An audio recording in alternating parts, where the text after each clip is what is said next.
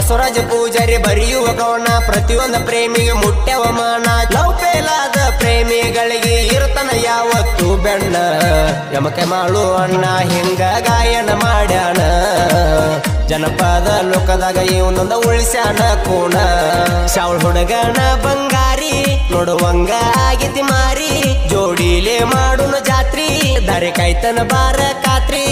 ನಮ್ಮೂರ ಜಾತ್ರ್ಯಾಗ ಗೆಳತಿ ತಿರುಗುನು ಇಬ್ಬರು ಜೋಡಾಗಿ ಸಾಲಿಗೋಗುವಾಗ ಗೆಳತಿ ನಾವು ವಾರಿಗೆ